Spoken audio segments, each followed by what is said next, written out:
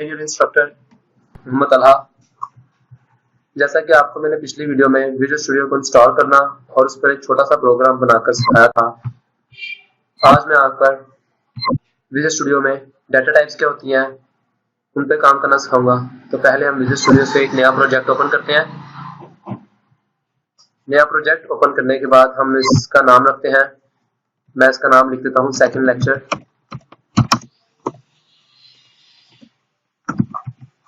इसको क्रिएट कर लेते हैं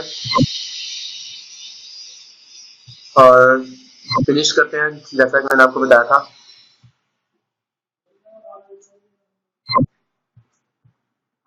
ये हमारे पास सामने विंडो आ गई है। हमने इसमें सबसे पहले क्या मैंने आपको बताया था कि हमने इसमें लाइब्रेरी इंक्लूड करनी है। Hash include input output stream की आईओ स्ट्रीम की लाइब्रेरी ऐड कर ली। उसके बाद हमने इसका पाथ देना है यूजिंग नेमस्पेस std। ठीक है, ये मेन आपके पास लिखा हुआ है। इसके अंदर मैंने आपको पिछली बार बताया था कि आप सिंपल सी आउट की स्टेटमेंट प्रिंट कर सकते हो। Cout insertion operator static I love programming, और ये एंडल आपको मैंने बताया था नेक्स्ट लाइन के लिए डाल सकते हैं आप। तो अब मैं इसको जब रन करूंगा तो ये सिंपल आई लव प्रोग्रामिंग, और नीचे अगली लाइन में प्रेस एनी की टू कंटिन्यू आएगा। वो इस रिटर्न जीरो इस एंडल की वजह से आ रहा है, और ये जो इंट है इसका ताल्लुक इस रिटर्न जीरो से है। ठीक हो गया। आज मैंने आपको जो बताना है मेन चीज वो क्या है, वो है हमारा डाटा टाइप्स। यहाँ पे मैं आपको नोटपैड पे डाटा टाइप्स खोल के दिखाता हूँ। हमारे पास कौन सी डाटा टाइप आती है, इंट आती है, चार आती है, फ्लोट आती है। ये इसकी बिल्ट इन डाटा टाइप्स हैं। इनको रिजर्व वर्ड भी आप कह सकते हैं। मतलब कि ये केस सेंसिटिव लैंग्वेज है। आपको मैंने जैसे पहले बताया था कि ये फ्लोट में FLOAT सब स्मॉल लेटर्स में है। इनको आप किसी एक को भी कैपिटल लेटर में नहीं कर सकते। ठीक है। अब ये इंट जो है इसकी 2 बाइट्स ऑक्युपाई होती है। इंट 2 बाइट्स ऑक्युपाई करता है, और ये जो 4 है ये करैक्टर वगैरह के लिए होती है। ये सिर्फ ओनली 1 बाइट ऑक्युपाई करता है मेमोरी में। ये फ्लोट जो है ये 4 बाइट्स ऑक्युपाई करता है, और फ्लोट ज्यादातर फ्लोटिंग पॉइंट नंबर्स जिनमें पॉइंट होता है फ्रैक्शनल नंबर्स के लिए यूज होता है। और इंटीजर हमारे पास सिंपल नंबर्स, पॉजिटिव इंटीजर और नेगेटिव इंटीजर्स जैसे आ सकते हैं। इसके लिए एक और डाटा टाइप भी आती है जो कि शॉर्ट होती है, और अगर हमारे पास रेंज ज्यादा आ रही है तो उसके लिए हम लॉन्ग इंट भी यूज कर सकते हैं। ठीक है। इसी तरह 4 डाटा टाइप है, और इसी तरह फ्लोट डाटा टाइप में हम लोग अगर फ्लोट 4 बाइट्स में हमारे पास यानी कि डाटा इतना बड़ा है कि उसमें इसकी वैल्यू नहीं एडजस्ट हो पा रही, तो उसके लिए हम फ्लोट की जगह डबल भी यूज कर सकते हैं। बेहतर है आप फ्लोट की जगह ज्यादातर डबल यूज करें ताकि वो मेमोरी मैनेजमेंट सही तरह कर ले, और आप इंट यहाँ पर यूज इजिली कर सकते हैं। चलिए, और उसके अलावा यहाँ पर मैं आपको जो छोटा कंसेप्ट बताना था वो वेरिएबल्स का था। वेरिएबल्स क्या होते हैं? Variables are named memory locations. Variable को डिक्लेयर करते हैं तो रैंडम एक्सेस मेमोरी यानी रैम में उसकी डाटा होता है। सबसे पहले वो गार्बेज वैल्यू होती है, और फिर जब आप उसके अंदर वैल्यू रखवाते हैं तो वो वैल्यू स्टोर कर लेता है। साथ ही उसका एड्रेस होता है जो उसको पॉइंट कर रहा होता है। फॉर एग्जांपल मैं कहता हूँ इंटीजर टाइप का एक वेरिएबल है ए। इंटीजर टाइप का एक वेरिएबल है ए, तो ये जो मैंने लाइन लिखी है इंट ए, इसको हम फंक्शन की या वेरिएबल की डिक्लेरेशन भी कहते हैं। वेरिएबल डिक्लेरेशन मतलब कि आपने एक वेरिएबल डिक्लेयर किया है कि वो किस फैमिली से बिलोंग करता है। इंटीजर फैमिली से एक वेरिएबल ए है जो बिलोंग करता है। ठीक है। और जब आप इसको सिंपल सी आउट करेंगे, मैं आपको अभी उधर विजुअल स्टूडियो पे करके दिखाता हूं। मैं यहाँ पे अगर आपको सिंपल दिखा रहा हूँ, अब मैं अगर इसको यहाँ पर सी आउट करता हूँ, यानी कि मैं इसको प्रिंट करने की स्क्रीन पर दिखाने की कोशिश करता हूँ, तो मुझे एरर दे देगा। क्यों देगा? क्योंकि वो कह रहा है कि आपने ए का डिक्लेयर तो कर लिया, सी आउट आप कर रहे हैं, लेकिन उस ए के अंदर कोई वैल्यू नहीं है। तो या तो वो यहाँ पे आपको एरर देगा या कुछ कंपाइलर्स गार्बेज वैल्यू शो कर देंगे। तो उसके लिए हमारे पास लाजमी है हमारे ऊपर कि हम इस ए के अंदर कोई ना कोई वैल्यू रखवाएं। तो चलिए मैं इसमें वैल्यू रखवाता हूँ। मैं कह देता हूँ a इज इक्वल्स टू 15। अब ये जो इक्वल का साइन है, ये भी आगे जाकर जब आप ऑपरेटर्स वगैरह में आपको बताऊंगा, तो उसमें इसको कहते हैं असाइनमेंट ऑपरेटर।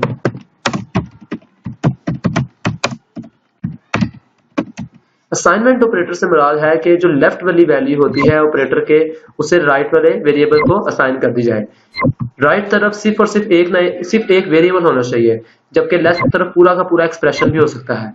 जैसे कि मैं आपको बताऊं, a is equal to 5 plus 7 into 6, तो ये पूरा एक्सप्रेशन है जो कि असाइन हो, जो कि कैलकुलेट होके इवेल्युएट होके एक वेरिएबल को असाइन हो रहा है। असाइनमेंट ऑपरेटर ये जो ब्लू मैंने किया हुआ है इसके जरिए से, ठीक है। फिर मैंने उसको जब कहा सी आउट ए, तो उसने 15 शो करा दिया, ठीक है। अभी तो मैं ये a is equal to 15 hardcode दे रहा हूँ। हम यूजर से भी ले सकते हैं, उसके बारे में मैं आपको बाद में बताऊंगा, ठीक है। तो चलिए विजुअल स्टूडियो पर चलकर इसको इवेल्युएट करके देखते हैं कि ये क्या सही तरह चल भी रहा है कि नहीं चल रहा। मैंने यहाँ पर इंट a एक वेरिएबल डिक्लेयर कर दिया, ठीक है। और अगली लाइन में मैं उसे कहता हूँ a इज इक्वल टू 15 और नीचे मैं उसको कहता हूँ सी आउट a एंटर। तो इसको चलाते हैं, रन करते हैं, देखते हैं कि हमें 15 आंसर देता है कि नहीं देता।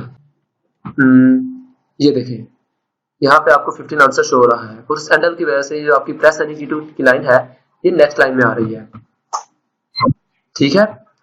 गाइस हम एक और चीज के आप लोग ये जो a इज इक्वल टू 15 और इंट a आप लोग अलग अलग लाइन में दे रहे हैं, इसको आप एक लाइन में भी दे सकते हैं। कि जैसे ऊपर वाली जो लाइन है इसको डिक्लेरेशन कहते हैं,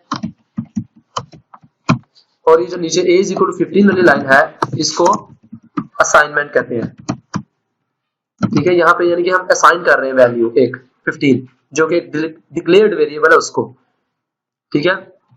अगर मैं इसको एक लाइन में लिखूं कि int a is equal to 15, तो ये लाइन मेरी कहलाएगी डिक्लेरेशन प्लस असाइनमेंट, जिसको हम कहते हैं इनिशियलाइजेशन, वेरिएबल की इनिशियलाइजेशन, यानी कि हम एक ही स्टेप में इनिशियलाइज कर रहे हैं उसको। सॉरी मैं इसको कमेंट में लगाना भूल गया, इसलिए एरर दे रहा है। तो ये देखिए, declaration plus assignment is equal to initialization, यानी कि हम वेरिएबल को जिस तरह ही हमने डिक्लेयर किया फौरी तौर पे हमने उसको वैल्यू असाइन कर दी, यानी कि इसमें गार्बेज आने का टाइम ही नहीं होगा। जबकि ऊपर वाली दो की अगर हम करेंगे तो उसमें और इसमें ये फर्क है कि उसमें जब हम इंट a करेंगे तो पहले उसमें a में गार्बेज आएगी में रैम में, जबकि वो वेरिएबल की मेमोरी जगह बनेगी वहां पर। तो फिर जब हम उसमें 15 रखवा देंगे तो गार्बेज रिप्लेस होकर 15 से रिप्लेस हो जाएगी। लेकिन जब हम ये लाइन लिखेंगे int a is equal to 15, तो उसमें गार्बेज नहीं आएगी, उसमें सिंपल इंट a डिक्लेयर होगा और साथ ही मेमोरी में उस वेरिएबल की जो मेमोरी बनेगी उसके अंदर 15 स्टोर हो जाएगा, ठीक है। और जैसा कि आप लोग जानते हैं कि सी जो है वो एग्जीक्यूशन जो होती है उसकी लाइन बाय लाइन होती है। तो अगर मैं यहाँ पर आपको दिखाऊं कि अगर मैं ये करता हूं कि मैं पहले इसको इनिशियलाइज कर देता हूं और बाद में मैं इसको डिक्लेयर करता हूं, तो ये मुझे एरर देगा। क्यों देगा? देखिए, इन a इज इक्वल टू 15 को मैं यहां से कट करके ऊपर पेस्ट कर देता हूं, तो ये एरर दे देगा ऊपर a में। वो क्यों देगा? वो कहेगा कि ये जो a है, ये देखिए identifier a is undefined. Undefined क्यों है? हालांकि आपको सोचना चाहिए कि ये a तो दिया हुआ है, लेकिन चूंकि मैंने बताया कि C की एग्जीक्यूशन लाइन बाय लाइन होती है, तो पहले हम उसको असाइन कर रहे हैं वैल्यू, बाद में हम उसको डिक्लेयर कर रहे हैं। तो यहाँ पर ये एरर देगा क्योंकि वो पहले इसको एग्जीक्यूट कर रहा है और वो देख रहा है कि a को डिक्लेयर ही नहीं किया हुआ कि किस डाटा टाइप का है। तो हमें पहले इसको डिक्लेयर करना है, बाद में इसको कोई ना कोई वैल्यू असाइन करनी है, ठीक है जी। अब ये इसका एरर खत्म हो जाएगा। अब क्या लाजमी है कि हम सिर्फ एक ही वेरिएबल दे सकते हैं? बिल्कुल नहीं, हम एक से ज्यादा वेरिएबल भी दे सकते हैं। जैसे मैं आपको एक छोटा सा प्रोग्राम बना के दिखाता हूँ कि दो नंबर्स को हम प्लस किस तरह कर सकते हैं। तो मैंने इंट a दिया और यहाँ पे मैं एक इंट b दे देता हूँ, ठीक हो गया। तो अब मैंने क्या किया, इंट a इंट b, मैं एक तीसरा वेरिएबल बना लेता हूँ इंट सम का, जिसमें मैं इनका सम स्टोर करूंगा, ठीक हो गया। अब मैं करता हूँ एक ही लाइन में इसकी इनिशियलाइज करता हूँ। Int a is equal to मैंने 10 दे दिया और int b is equals to मैंने 5 दे दिया, ठीक है गाइस। इंट सम दिया। अब नीचे मैं क्या करूंगा, सी आउट, पहले मैं इसके साथ स्ट्रिंग प्रिंट कर देता हूँ ताकि जब आप स्क्रीन पे देखें तो आपको पढ़ने में आसानी हो कि जो 15 आंसर हमारा आएगा वो एक सम है। जैसे कि मैं यहाँ पे कहता हूँ the sum of two numbers is, ठीक है। इधर से बाहर आके फिर मैं किसको करूंगा, सम का वेरिएबल लिखूंगा जिसके अंदर मेरा सम स्टोर होगा और आगे एंड एन, ताकि वो अगली लाइन में आंसर आ जाए। अब ये जो मैंने लाइन लिखी है ये स्ट्रिंग जरूरी नहीं है, लेकिन इसके बगैर हमारा सिर्फ और सिर्फ आउटपुट में 15 शो होगा, जबकि इसके साथ सम स्टोर होगा। अब मैं पहले आपको इसको चला के दिखाता हूं ताकि आपको सही तरह समझ आ सके। अब ये देखिए, अरे ये सॉरी पुराना प्रोग्राम रन हुआ है, मैं इसको दोबारा रीबिल्ड कर देता हूँ सोल्यूशन को ताकि इसकी एग्जीक्यूशन सही हो। ये सम सी आउट, ठीक है, इस लाइन को खत्म करना था मुझे। ओके, सोल्यूशन को मैंने रीबिल्ड किया। फिर बाद में कंपाइलर को रीबिल्ड करना पड़ सकता है क्योंकि वो कुछ एरर शो कर रहा होता है। तो प्रोग्राम देख लेते हैं। इंट a में 10 रखवाया, b में 5 रखवाया, इंट सम रखवाया, और लेकिन एक चीज हमने मिस कर दी, सम तो रखवाया हमने, sum is equal to a plus B नहीं किया, sum is equal to a plus B, ताकि सम में उसका सम स्टोर हो जाए, फिर बाद में वो एरर नहीं देगा। अब इसको चलाएंगे तो देखते हैं इसका क्या आंसर आता है। The sum of two numbers is 15, उसने मैंने दिया। अब जैसा कि मैंने आपको बताया था कि अगर मैं ये नहीं लिखता, आपके जहन में सवाल हो कि ये लिखना लाजमी है क्या, तो मैं इसको नहीं लिखता। चलिए, तो अब इसका आंसर क्या आएगा, इसका आंसर सिंपल 15 आएगा, the sum of two numbers नहीं आएगा। तो इसमें रीडेबिलिटी मुश्किल होती है कि आपको ये 15 क्या है, क्या 15 दो नंबर्स का सब्ट्रैक्शन है, क्या 15 दो नंबर की डिवीजन है, या क्या 15 दो नंबर्स की एडिशन है। तो इसलिए हमने वो स्ट्रिंग वहां पर टाइप की थी, अदरवाइज उसका इतना कोई इस पे इफेक्ट नहीं है आउटपुट पे। Okay, the sum of two numbers, okay guys, is sum. तो ये आपका आउटपुट यहाँ पे शो हो जाएगा। अब हमने फ्लोट डाटा की क्यों यूज पड़ी, हमें इंटीजर ही क्यों नहीं हम हर जगह यूज कर सकते, क्या दो नंबर सब्ट्रैक्ट नहीं हो सकते।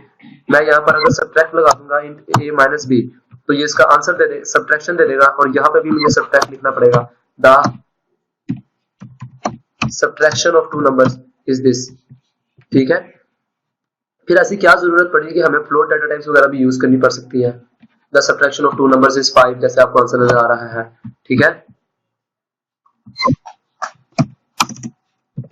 तो अब मैं आपको बताता हूँ वो क्यों यूज करना है हमें। अब देखिए, जैसे कि आप ले लेते हैं a को आपने 5 रख लिया, ओके गाइस, और b को आपने रख लिया, मैं कहता हूँ 2 रख लिया, ठीक है। और आप कहते हैं एक वेरिएबल आपने बनाया है div का, यानी कि डिवीजन आपने करनी है। आपने एक div का वेरिएबल बनाया और आपने कहा कि division is equal to a divide by b। अब वैसे जो कैलकुलेशन है 5 divide by 2 is equal to 2.5 हमारे पास आंसर आना चाहिए, लेकिन ये इंटीजर इसको क्या नुकसान पहुंचाएगा। यहाँ पर मैं डिवीजन लिख देता हूँ, और यहाँ पर भी सम को नहीं मुझे लिखना, मुझे डिव लिखना है, क्योंकि अब मेरा वेरिएबल क्या है, डिव है, ठीक है। अब देखिएगा, मैं इसको चलाता हूँ तो ये आंसर क्या देगा मुझे, the division of two numbers is 2, जबकि उसने 0.5 वाली वैल्यू